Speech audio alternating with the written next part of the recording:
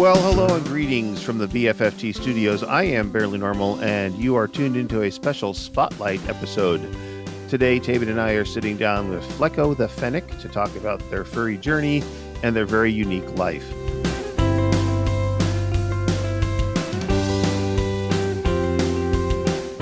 But before we get to that, hello, Taebyn. Hello.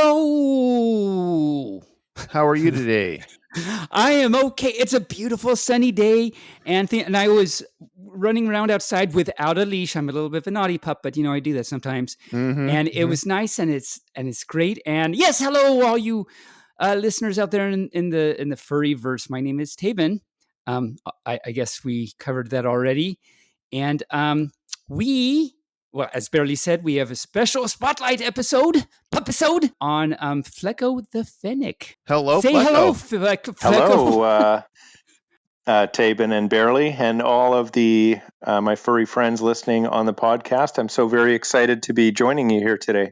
Well, we're excited to have you here today. You have some very unique things about your life that we'd like to talk about. Barely, is there something you want to say before I just dive right in?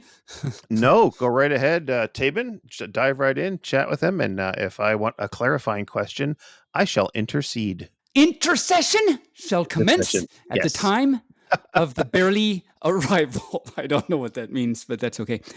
So Flecko, hi. Yes. So I met you, and we met each other at Vancouver this year, and that was exciting. And so I want to dive into that, of course, later. But before we do, tell us, how long have you been a furry? And how did the realization happen that you were a furry come to be? I'm 44 now, and I guess I've been a furry for probably around 30 years, since early adolescence. And of course, that was before the age of the internet. So nice. For most of that time, I didn't really know what a furry was. All I knew was that I was very interested in anthropomorphic characters, and I had obvious romantic feelings towards characters like Marianne from the Robin Hood Disney movie, and maybe Mrs. Brisby from The Rats of Nim, which was another favorite movie of mine. And I remember as a child liking to pretend I was an animal a lot. I grew up in a small town that had a lot of forest. I spent a lot of time in the forest, kind of doing foresty things and pretending I was an animal. And I remember when other kids in the neighborhood wanted to play house, I didn't want to be the mother or the father or the children. I wanted to be the cat or the dog. That always seemed the most fun to me. Very cool. Yeah, I love it. And then later on in high school, I got into a little bit of anime that had some anthropomorphic characters. But being in a small town and before the age of internet, I didn't really know furry fandom was a thing. I thought this was just a personal interest and feelings I had. It wasn't until in my early 20s that I finally got a computer and got off into the big world of the internet and realized that, no, this is actually a thing people are interested in. There's a whole fandom based around it. And I found that pretty exciting. Yeah, cool. Very, very cool. It is very exciting. And yeah, that's a long time that you've been immersed in this wonderful, wonderful fluff we call the furry. So there's furry, and then big intersection, but different. There's the fandom. So how long have you, well, you kind of touched on this actually, but how long would you consider yourself to have actually been part of the fandom? So I didn't really get to become part of the fandom until I guess my mid 30s, after I got divorced from my wife at the time, because she was a good wife and we had a great relationship, but I knew her well enough to know that she wasn't interested in that and she would not have been very supportive. So when I was divorced and released back into the wild, I then went on to Facebook and created a furry Facebook account and created my persona, Flecko the Fennec, and made some furry art of him. So I had a profile picture, and then I got to finally talk to some other furs. But most of that was online. I've always lived in fairly remote areas, so I had yet to meet any furs in person until I went to Vancouver this last year. Yes, very cool. And speaking of Vancouver, so this was your first con then? Yes, this was my first convention ever. Oh, ever. It was a pretty large step outside the box thing for me. I went there not knowing a single person and never meeting met another furry in my life. And then I was just indulged with, I think there was 2,800 people there attending, and 4 days straight I was there from 9 a.m.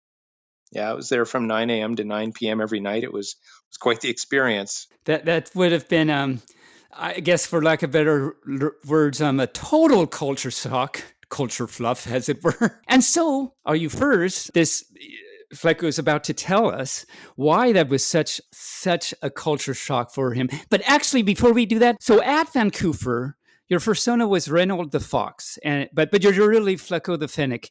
So tell us about that a little bit. I didn't really have the time I needed to create something appropriate for Flecko the Fennec. I only really decided to go to Vancouver about 2 months before it opened. I was able to sneak in and get a ticket, but I wasn't able to get into the hosting hotel. So I struggled with what I wanted to go as. And then one night while I was drinking some red wine, I decided that I would go as my favorite medieval fox, which is Renard the Fox. He's one of the most famous foxes in French, English, and German mythology, dating all the way back to the mid-12th century.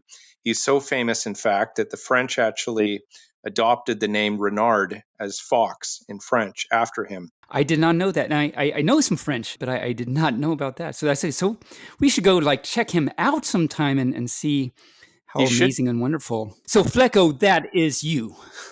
Flecko the Fennec is my persona that I based on myself. He's a Fennec fox. He's all white and has black markings. And as I based him on myself, his character design is based on myself in real life.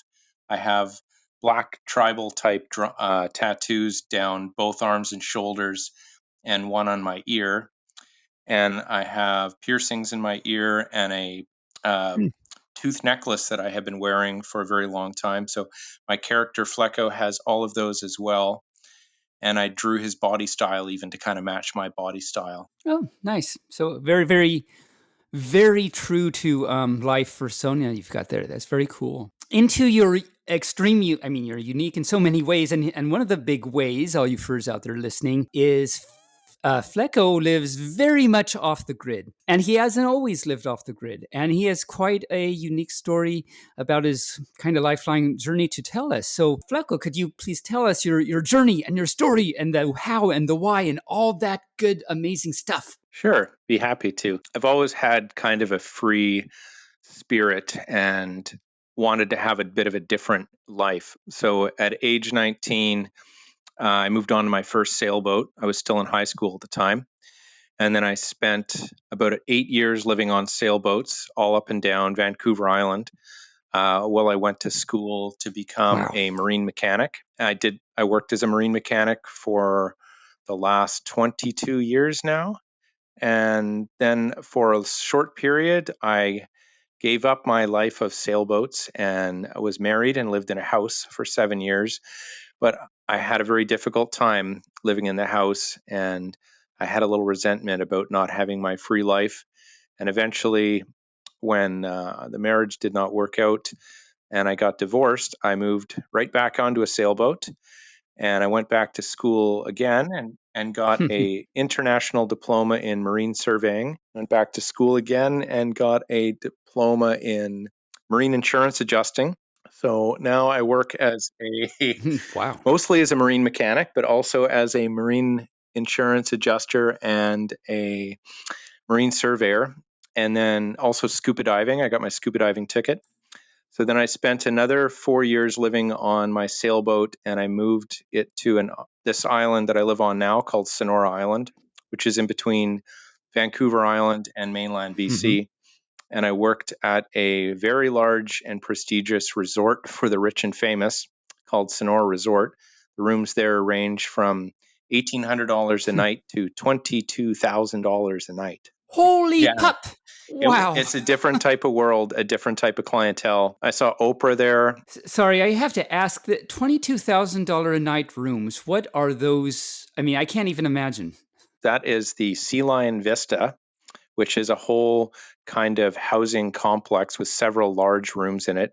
And it has, I can't remember how many hundred thousands of dollars worth of artwork inside. I believe the mosaic floor going into the main living space is something like $100,000, and that when that comes with Oh, a wow.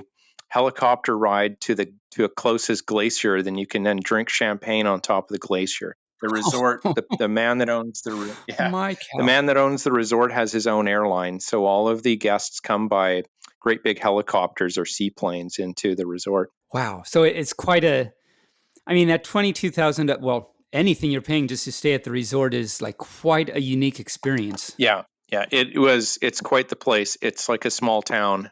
They have 100 staff working there. Wow. They have 3 large diesel generators. They consume $100,000 worth of diesel every month, winter or summer, running the resort. Yeah, yeah, it's it's amazing. Wow. And then COVID hit, and Yeah. the resort did not open during COVID, but I was still employed I was their mechanic. It was too much of a constraint to work at a place like that for me. It was 10 days on and 4 days off, Hmm. and I just felt I just was not free enough, even though it was a nice cushy job. So Yeah. I threw caution to the wind and I quit my cushy job, and I decided to buy land on the other side of the island where I live now in Owen Bay and semi-retire and start up my own business. I'd always wanted to run my own business, but I was always too afraid to. It's just so easy to collect a paycheck every couple of weeks and work for someone and know that you always will have the work and the Hmm. income. And it was very scary. It was a big step for me. Yeah. Wow. Good for you. It's been 4 years now, and my business is doing great. I work as a mobile marine mechanic, a marine surveyor, and scuba diver. I travel around in my little speedboat that's called the Tawny Vixen, and I help all sorts of people. I have clients that are 80-plus-year-old men and women that have lived out here their whole lives. I work for all the resorts. Now they all the resorts subcontract me to come and do their maintenance. I have people fly me in float planes to remote areas to work on products, and it's always interesting. I'm always meeting new people. It's very rewarding. There's no shortage of work out here. Very cool. Very cool. Definitely, I can understand being, it'd be scary to start your own business because you don't know. But well, I mean, you said it's been going well for 4 years, and you have such a specialized craft that it's not too much of a surprise actually that you have so much good job security there. Because I mean, how many people can say that they both can um, scuba dive and like have a licensure in marine mechanic and all the other things you have. So that's pretty cool. And as you say, you got to meet lots of cool people and all that good stuff. Yeah, I really enjoy it. I'm so happy I made that move. I should have done that years ago. And there is really no one going into that industry. As a marine mechanic, when I worked in town at shops, there was no young marine mechanics. I'm 44 and I was a young man. They were all late 60s, even pushing 70s. It's a huge demand in that industry right now. Interesting. Cool. So you're doing that, and tell us about the place you now live. It's not a place that most of us live. No, I live on Sonora Island, which is actually fairly large, but for the most part uninhabited. I live in a place called Owen Bay, and there's probably around 25 to 30 people living here year round, and then maybe another half dozen people that come for vacation properties.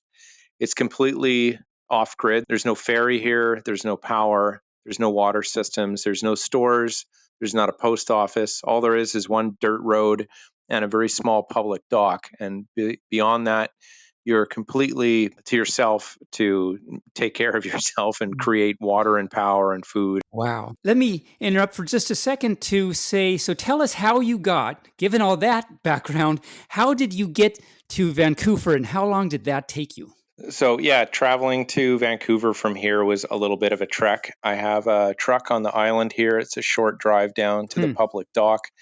And then I have to drive my boat, the Tawny Vixen, through sometimes some fairly treacherous waters. There's some very narrow passages here with very high tidal exchanges, with lots of Mhm. whirlpools and standing waves. and then get to Quadra Island, where I keep a truck on the backside, which is actually where most of the people who live out in the outer communities here, there's a special parking lot there where you can leave your boat and leave a vehicle, because that's kind of our access to civilization. And then from there, it's about a 45-minute drive across Quadra Island to the ferry to get to Vancouver Island, which is only about 15 minutes. And then I drove to Nanaimo for about another 2.5 hours, and then got the passenger ferry from there to Vancouver, and then a taxi from there to Vancouver, and then had to do all of that in reverse to get back here. So it was quite the lengthy travel. After hearing your story about how you had to get to Vancouver, I'm thinking our 9-10 hour drive to like FC and VLFC, like that. I mean, that's nothing. Yeah, so nothing. we can't complain about that. Please continue telling us about your living in this 25 to 30 people area, and how you were just saying everyone has to be on their own devices to get anything like water and electricity and things. Yeah. So I was lucky enough to pick up this property for a very good price of only $90,000. And that came with a 5-year-old cabin that was already completely finished for the most part, but there was just no infrastructure. So that allowed me to buy it outright and not have a mortgage, and then save the rest of my money to set up the infrastructure. So I have a pretty minor setup here. I've got 6 solar panels and 6 6-volt batteries in series parallel. Wow. And a little inverter charger. And then I have 2 generators, one small one and one large one, to run my dive compressor and a welder. And then my water, I do not have a water source on my property. So all of my water comes from rain collection off the roof of the house and the shed beside me into storage tanks. And then I pump that to a gravity tank on the cliff behind my house, which provides me with the water pressure. Oh, that's cool. All my heat comes from the wood stove. Just finished getting in my wood now for next winter, and I'm going to get another year's supply in for the following winter, meaning I'll have now 2 years supply of wood, which is really the way to go. This time of year, I get enough sunlight that I don't actually need to run my generator at all. I haven't ran it in the last month. And then I don't have much running off the power. I have my internet, which is ExploreNet satellite internet. And I charge, my cell phone or the computer. In the evenings, maybe a little bit of lights. So not much. And then one small freezer. And the freezer is on a timer. So it only comes on from, right now it's coming on at 10 o'clock in the morning, and it stays on till 3. And as long as I don't open and close it too much, it stays frozen just fine. Wow. And you have solar panels, I think? Yeah. Yes, I've got 6 solar panels right now, and I have 6 more that I'm planning to put up in the next couple months to get even more solar. Mm-hmm. And then there's lots of food for a fox like myself on the island here. We have black-tailed deer, we have black bear, we have grouse. In the winter, there's ducks, and then, of course, there's lots of things in the ocean to eat, like salmon and lingcod and rock cod and prawns. There's great crabbing right here in Owen Bay. I don't have to go too far. And if I put on my dive gear, I can get things like oysters and clams and scallops and things like that as well. That's like, I can't fathom the things that you are saying. It's really, I mean, it's very commendable. I can't imagine, like, I can't do that. I can't. I can barely open a can of chili with my pawsies, and that's quite a feat, actually. So it's pretty amazing what you do. You kind of started hinting at how does the term cycle go, because you've got summer and spring and winter and fall, and I imagine there's different pros and cons and challenges and hallelujahs about each of those terms. Yes, there sure is. The longer you live out here, the more you really start to get in tune with nature and how it changes throughout the seasons and what those have to bring you. So right now we're in spring, which is bringing gardening. So I have lots of stuff planted in my greenhouse now. I have beets coming up, and I have lettuce that's large enough you can eat. And I've got some tomato plants starting, and some mustard and some dill and a bunch of other stuff. And now also the elderberry flowers are coming out. I will be picking those to make elderberry syrup. But also in spring means the biting insects are coming out, and the black flies here are especially bothersome.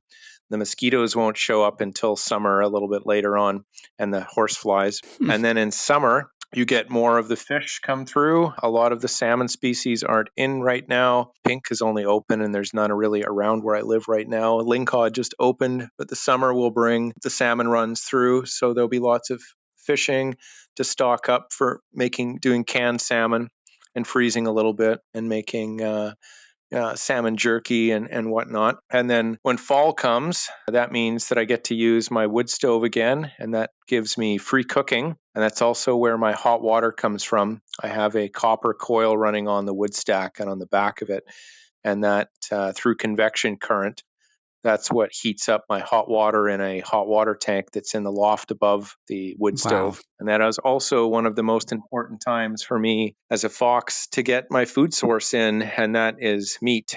And mostly in these parts, it is black-tailed deer and black bear and grouse. Yeah. And then later on, ducks. So what's a grouse? A grouse is some people refer to them as the forest chicken. Oh, it's a rather large bird. They have beautiful plumage. They're kind of known for being stupid. A lot of times you can walk right up to them. They won't move because they're depending on their camouflage to not be seen. So they'll sit there and not move. And sometimes you can almost hit them with a stick or throw a rock at them and get them. Nice. That's funny. You're talking about amazing, like, what are the old pioneers called? I don't remember what they're called. But did you teach yourself to do all these things? Or how do you know how to do this? Was it like a big learning curve how'd that go? I did self-teach myself all these things, but it didn't happen overnight. It's been an experience probably for the last 10 or 15 years. My family never hunted, so I had to teach myself not only how to hunt, but then what to do with the animal after you've taken it, because then you need to now take care of the meat and learn how to butcher and maybe can.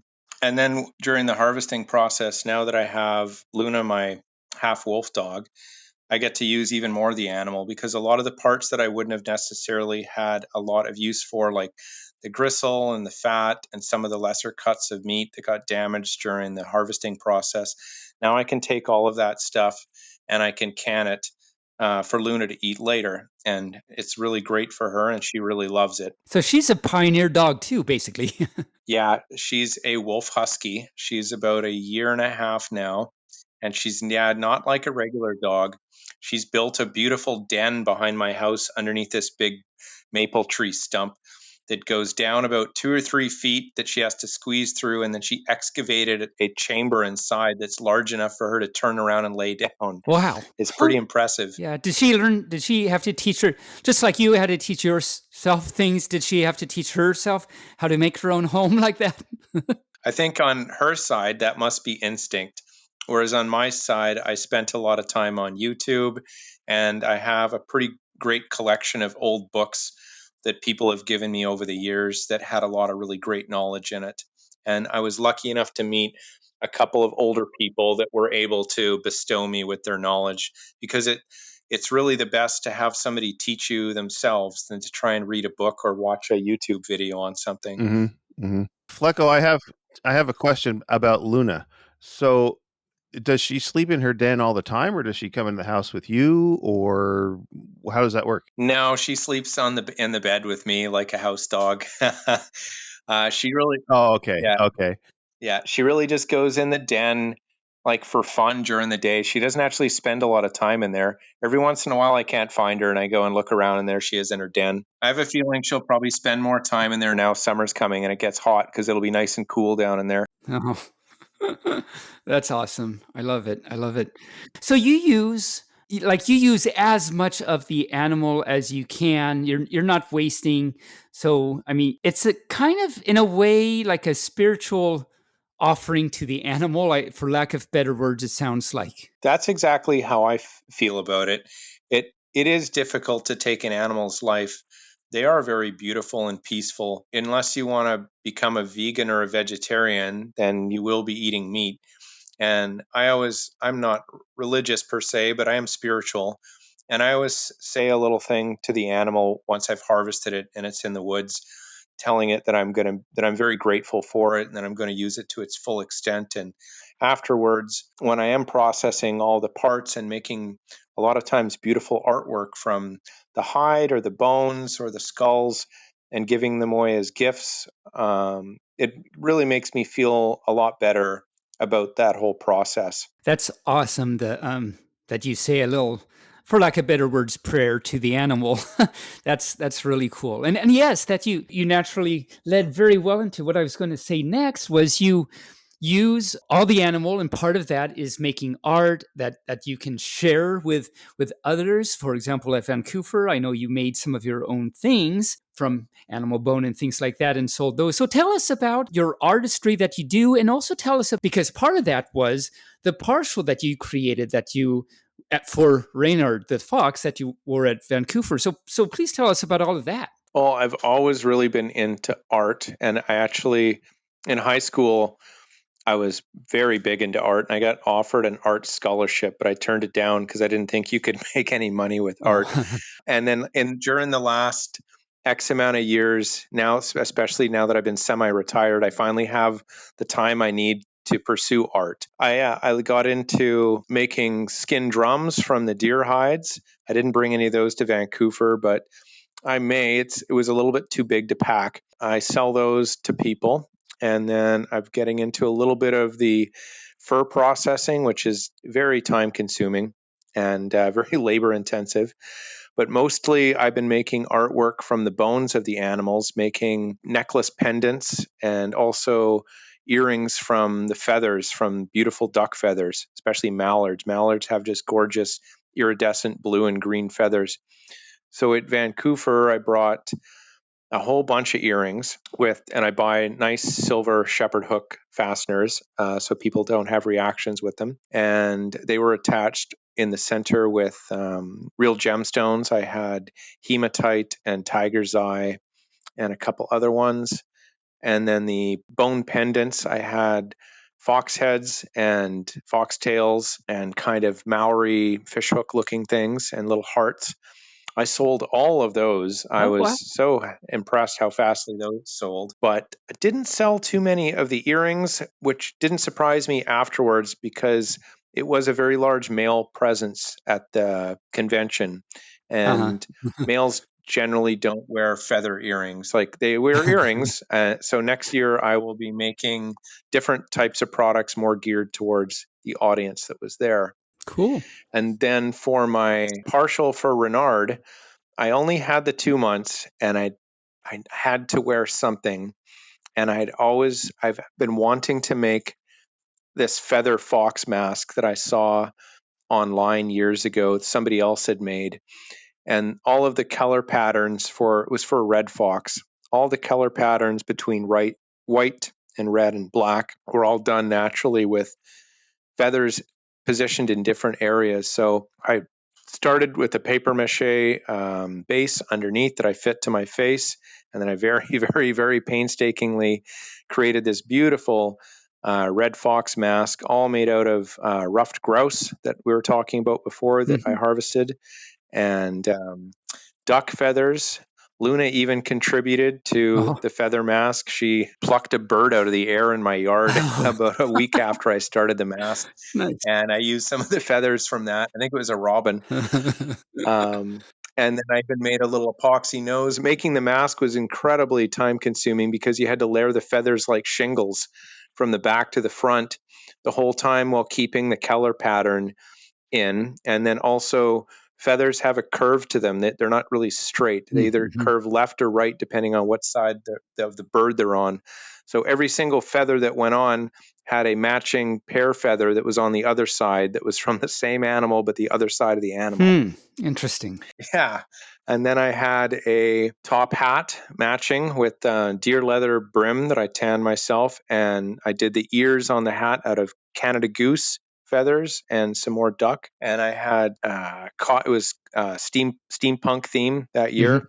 So I made custom deer leather and copper steampunk glasses with red tint and custom hand-carved aluminum and copper gears and clockworks for the hat. Mm-hmm. The rest of the outfit, I had some steampunk clothes that I got from a company online called Light in the Box. They were very affordable, and the clothes were really decent, actually. And then I wanted a bear fur shoulder cape, so I tanned a beautiful black bear hide that I had dried out waiting to be tanned, which I think I spent at least 30 hours tanning that black bear hide. And then you can't just put it over your shoulders. You have to shape it like you would a coat or a t-shirt. Isn't a flat piece of material. It's been sewn and convexed to fit over your shoulders and fit your body. So I had to cut darts out of the finished fur to get it to fit my shoulders and wrap around. Then I sewed a liner inside it, and all the sewing had to be done by hand because the leather was so thick. And then I finished it with 2 polished copper gears on each side and a deer leather strap between it. And then I had also deer leather and handcrafted copper gears and strapping on my boots as well. It was quite the outfit. And I wasn't sure how people would take it at the furry convention because it was mostly made out of animal parts.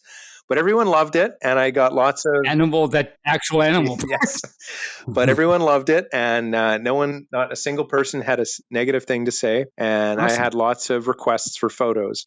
Yeah, I remember. So I first met you just before the cutie pageant at Vancouver, and I remember going up and my honey had said go over and ask him about his shawl. His fur he's wearing.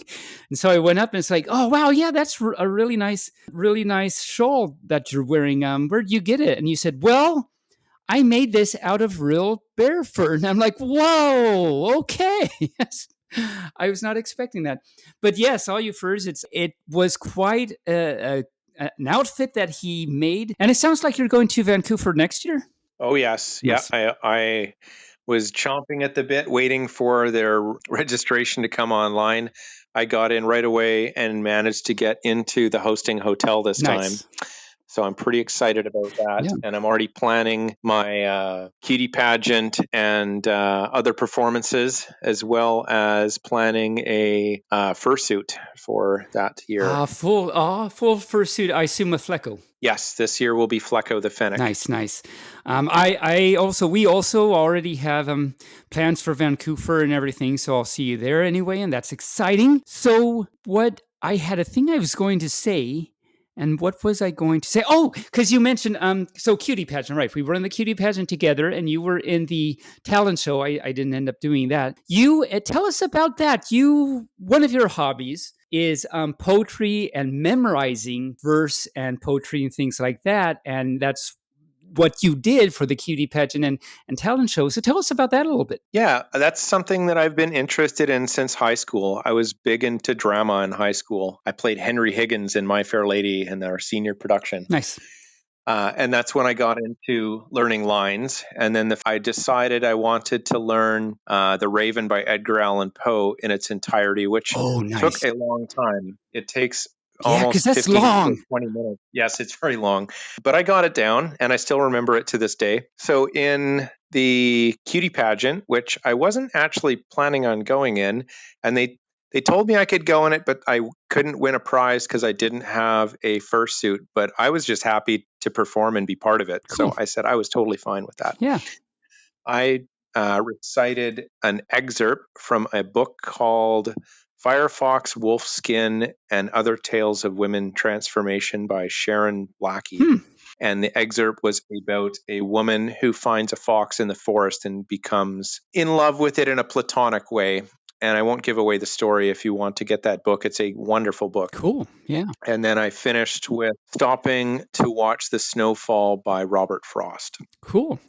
And I love Robert Frost. So then in the talent show, which I actually hadn't rehearsed for the cutie pageant because I didn't realize I was going to go into that. So I just picked 2 things that I already had memorized. I have probably over 2 hours worth of literature and prose memorized. Oh my God. So I just picked 2 pieces I already had memorized. But then for the talent show, I created a custom compilation, which I did rehearse for the 2 months before, which was a group of work by Jim Morrison, William Shakespeare, Seneca, the Greek philosopher, 2 original pieces by myself, and then it ended with Lewis Carroll.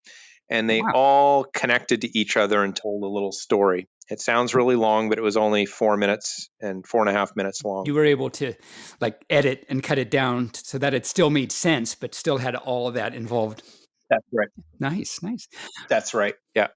Very cool. So, wow, 2 hours. So, oh my. I mean, I can't remember what happened. Hi, my name is Taebyn. I don't remember things. So I can't, memorizing all that is amazing. So is it hard to memorize all that, or you said you did drama in high school and everything, so you've kind of had a long history of this type of thing, but does memorizing things just come naturally to you, or is it a lot of work, or how does that go with you? Whenever I recite something for someone, people always think that it's very difficult to memorize things like that, but it's actually not. All you need to do is take that piece of literature and memorize one sentence, and then memorize another sentence and another sentence and another sentence. So I like to have a little notebook with me, and whatever piece that I'm working on, I have written in the notebook. I'm working on Kubla Khan by Coleridge right now. So I will repeat the first sentence until I can get it down great, and then I will add the second sentence and repeat the first and second sentence, and then add the third sentence and the fourth sentence, and just keep adding and adding and adding until I get it all done. And then once I get all of the sentences and the whole work done, then I make sure to recite the whole piece over and over again throughout the day. And it's a good thing to keep your mind occupied so you don't drift off into other things, especially if maybe you're suffering from a little bit of anxiety or worrying about something, or you had a bad confrontation with a person that day and you can't shake that feeling. Well, you can replace that with doing something productive, like memorizing a piece of literature. And once they're in there, they seem to stick in there pretty good. I try to recite everything once a month or so, but I have ones I haven't recited in years, and they can still be pulled out of the vault, and I usually don't have any errors. Very nice. You've just got one of those minds that retains things, and that's great. So you're very talented in you make art, you memorize things, you are one with nature and the animals, and you have an amazing, I saw the picture that you sent of your wolf doggy, and I love her. So that's great. So Barely. Yes. Do you have anything to say at this point? Well, just Flecko, one of the things we do with our guests is we ask them to give us their parting shot, their words of wisdom to our listeners. What would you tell our listeners to make them excited? I would say, never imagine yourself not to be otherwise than what it might appear to others, that what you were or might have been was not otherwise than what you had been, would have appeared to them to be otherwise. Wow, I have a feeling you just demonstrated what you were just talking about. Absolutely. Very nice. That was the Duchess's advice to Alice whilst she was in Wonderland. Oh, really? Nice. Very cool. All right. Very, very cool. All right. Well, thank you, Flecko, for joining us on our little show. We know that you're a very busy fur, and we appreciate you taking time to chat with us. I mean, you got to gather firewood and rainwater and harvest a bear for dinner. Wow, you just, wow. So thanks for taking some time to chat with us. I hope to someday meet you in person at a con somewhere. And remember, to our listeners, you can help support the show through donations at Buzzsprout, Bonfire, Redbubble, or Patreon. So until next time, moo bark fluff. Wow, I can't talk tonight. So until next time, moo bark fluff and stay furry. Taebyn, let's close this out and go get a poof. Well, all you furs, and I want to, like Barely said, thank you so much, Flecko, for coming on the show. Your story, your journey, your everything you do is very, very fascinating. So Vancouver was my 34th or 35th FurCon, actually. But it was my first Vancouver, so at least we have that in common there. And I had no idea that I would go to Vancouver and meet someone that had such a unique story as yours. So thank you so much for coming on and talking to us about things. Thank you so much for having me. I was very excited to be on the show. Great. Yeah, I'm glad we could actually find a time. You know, we invite people onto the show, and sometimes it works out, sometimes it doesn't because of schedules and everything. So this was really great that we were able to actually connect and make this happen, and that's very great. So so all you furs out there, thank you so much for joining us. We hope you also had a really fascinating time listening to Flecko's story. You know, if you see him at a con or something, talk to him about the amazing things he does. So I will say, until next time, can't wait to bark at you next time. Moo bark fluff, stay furry, bark bark.